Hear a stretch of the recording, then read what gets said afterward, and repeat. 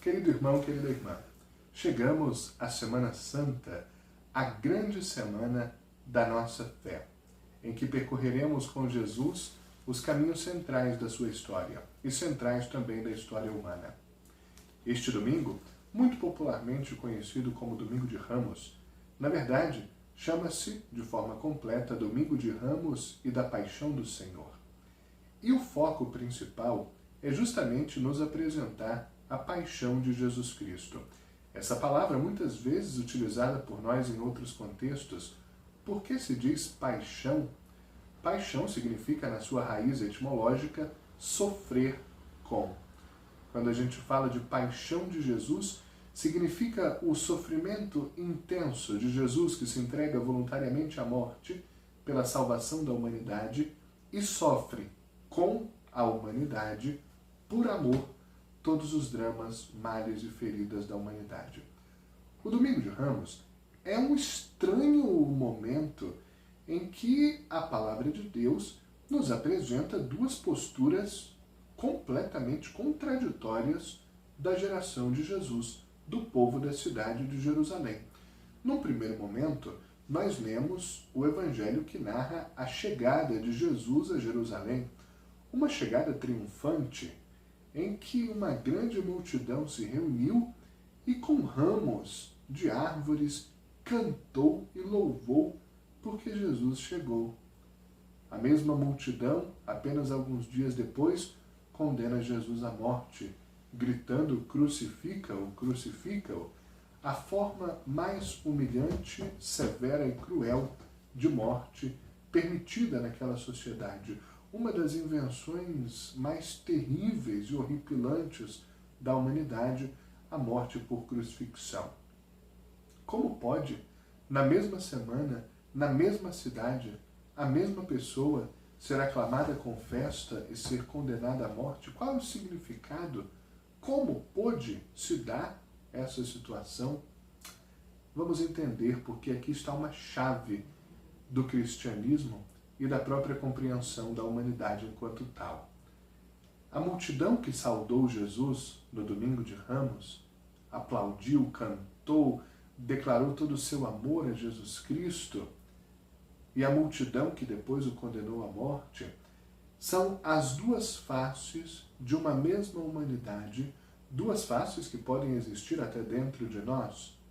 A primeira, a alegria e a acolhida a Jesus milagreiro, Jesus que cura, Jesus que caminha sobre as águas, Jesus que faz os mudos falarem, os aleijados saírem correndo por aí com as suas macas, Jesus que faz os mortos ressuscitarem, que multiplica pão e enche a barriga de multidões, Jesus que restitui a saúde, a alegria, a vida, Jesus que cura a sogra, Jesus que faz discursos belíssimos sobre o amor de Deus, sobre a paz, sobre a justiça.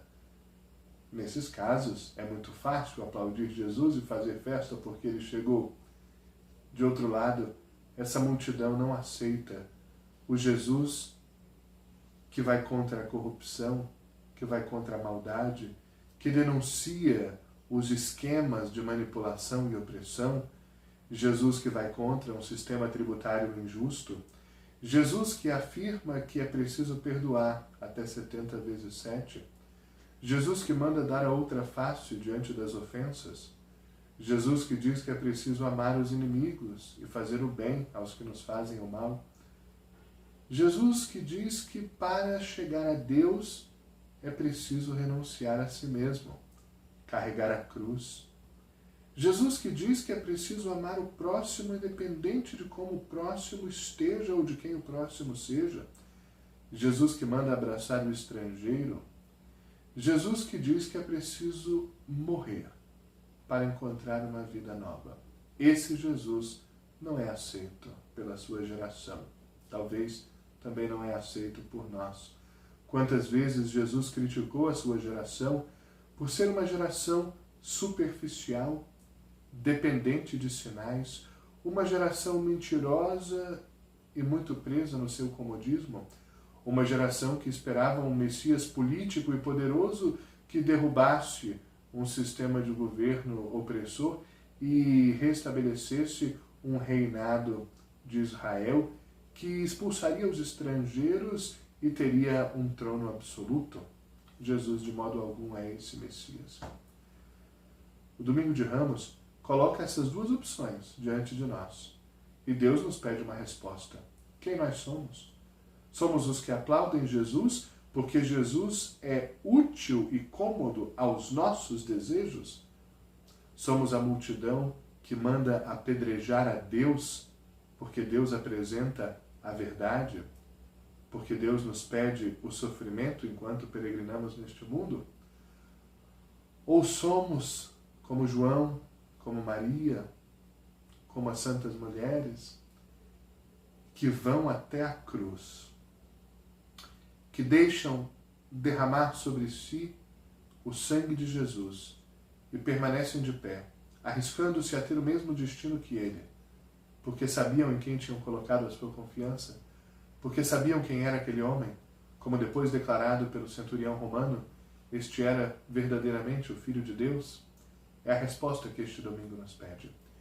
Quero brevemente dar alguns comentários sobre as leituras, não me focando tanto sobre o Evangelho, porque na Sexta-feira Santa teremos ocasião de aprofundar a paixão, embora com o texto de João, hoje é texto de Marcos, mas quero apontar alguns aspectos importantes do que a palavra de Deus hoje nos aponta. O profeta Isaías apresenta um Messias, aquele escolhido de Deus, sobre quem o Senhor havia dado língua adestrada, para dizer palavras de conforto à pessoa abatida. Aquele que não resistiu nem voltou atrás da missão dada pelo Pai. O profeta ainda diz: ofereci as costas para me baterem, a face para me arrancarem a barba. Não desviei o rosto de bofetões e cusparadas. É Jesus. Jesus é o enviado de Deus, anunciado desde o Antigo Testamento, que leva a sua missão a pleno cumprimento, mesmo recebendo como troco a violência e a rejeição. O profeta Isaías conclui dizendo: mas o Senhor é o meu auxiliador, por isso não deixei abater o ânimo, conservei o rosto impassível como pedra. Assim como Jesus, que foi até o fim na sua missão, foi fiel até o fim, também nós somos chamados a aprender com as palavras da profecia de Isaías, encontrar em Deus a força que nos desperta a cada manhã, que toca o ouvido, a mente e o coração e nos move como nosso auxiliador, como aquele que jamais nos deixará caídos ou abandonados. No Salmo 21, o salmista antecipa a oração mais misteriosa de Jesus. Diz o salmista: meu Deus, por que me abandonastes? O salmista experimenta a sensação do abandono de Deus porque estava na angústia, no sofrimento, no fundo do poço.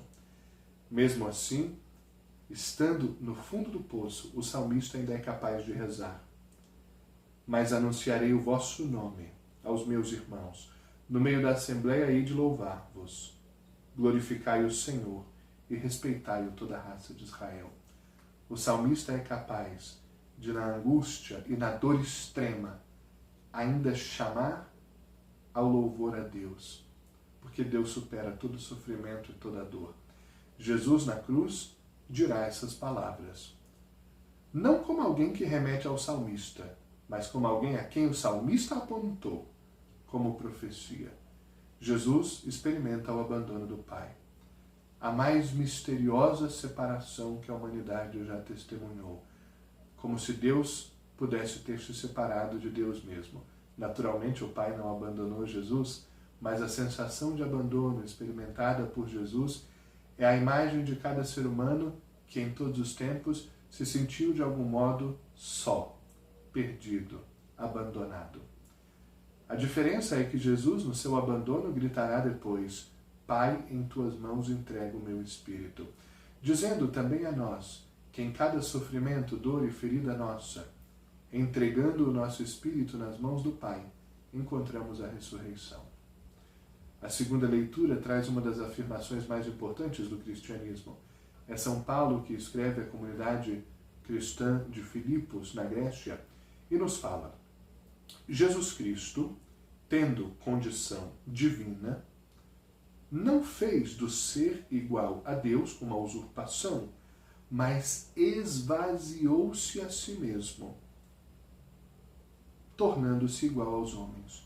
Encontrado com aspecto humano, humilhou-se a si mesmo, fazendo obediente até a morte e morte de cruz. Repare, querido irmão, querida irmã, aqui existe uma afirmação profunda e muito impactante. Perceba qual é o movimento de Deus em Jesus Cristo. Jesus Cristo é Deus mesmo. Existe na condição mais absoluta e superior, tanto que nós chamamos de Jesus o Altíssimo. Jesus, o Altíssimo, o Supremo Pastor da história e do universo. E o que ele faz? Sendo Deus, sendo Supremo, desce ao patamar humano, limitado, frágil, sujeito às dificuldades do tempo e do espaço, da sociedade, das tentações, das dores, do sofrimento, da rejeição, da morte, da cruz. Só que mais ainda, Jesus, estando aqui no patamar do ser humano, se faz escravo, um tipo inferior de ser humano, que obedece. E mais, Jesus experimenta a morte. Vejam, é um movimento muito impactante de um Deus que desce à máxima profundidade, à profundeza, ao fundo do que é a experiência humana. Ser escravo e morrer. Deus não pode nem ser escravo nem morrer. Um ser humano, sim. Deus se humaniza a tal ponto de ir ao máximo da profundidade do abismo que o ser humano pode experimentar. Jesus faz a experiência humana completa. E fazendo a experiência humana completa, nos ensina como um ser humano deve ser. Obediente, humilde, aberto, cheio de fé, que dialoga com o Pai, que aceita a cruz, que faz do outro mais importante do que a si mesmo. E porque Jesus viveu a experiência humana na mais absoluta humildade, São Paulo agora diz, por isso Deus o exaltou e o colocou acima de todo nome. Assim ao nome de Jesus se dobre todo o joelho, no céu, na terra e nos infernos. E toda língua proclame que Jesus Cristo é o Senhor. Você se lembra que Jesus disse numa ocasião que quem quiser ser grande, seja o que serve a todos, quem quiser ser glorificado, humilhe-se a si mesmo. Ele deu o exemplo. No Evangelho temos a narrativa da paixão, sobre a qual não me detenho agora, para termos ocasião, seja de não deixar este vídeo tão longo, seja de aprofundarmos na Sexta-feira Santa. Mas antes de concluir, quero mais uma vez pedir a você, viva bem esta Semana Santa. Este é um momento especial que Deus criou para nós. A Semana Santa não serve para nós subirmos uma escada em direção a Deus. A Semana Santa serve para nós percebermos que Deus desceu até onde estamos. Como disse São Paulo na leitura que acabamos de meditar, a Semana Santa é uma ocasião especial para nós entendermos que a nossa vida não é uma sucessão de fatos aleatórios, que nós não peregrinamos neste mundo sozinhos, que a nossa vida não está caminhando para um abismo. A Semana Santa é o momento que Deus escolheu para dizer a mim e a você o quanto Deus nos ama. O quanto Deus fez, faz e continuará a fazer tudo o que for preciso por mim e por você. A Semana Santa é o momento de contemplar Jesus que não se poupou e não mediu esforços por mim e por você. É o momento de, com Jesus, nós entrarmos em Jerusalém, uma cidade santa, mas contaminada pela hipocrisia, como é a nossa humanidade de hoje. É o momento de nós, com Jesus, sentirmos dentro de nós a cura que vem do Senhor, a potência que vem do Senhor. nós encontramos Jesus nesta semana deixando-se no pão e no vinho como alimento eterno e definitivo que nutre o espírito de cada um de nós. Nós encontramos Jesus que morre para salvar a mim e a você da morte. E Jesus que sai vitorioso desta semana. Ressuscitou, como havia dito, aleluia. A humanidade encontra a sua perfeição, o seu destino. Agora nenhum inimigo é mais poderoso. Foi tudo derrotado. A morte foi derrotada, o mal foi derrotado. Na ressurreição de Jesus está o segredo da história. Está a felicidade da humanidade que pode sorrir e crer que o dia final é o dia do paraíso. É o dia da ressurreição definitiva, em que tudo será renovado e recriado pela força de Jesus, que nesta semana ressuscita. Procure ir à igreja, procure orar, procure ouvir a palavra, procure dar a Deus a chance que Ele te pede de entrar de vez na tua vida e transformá-la. Santa Semana Santa.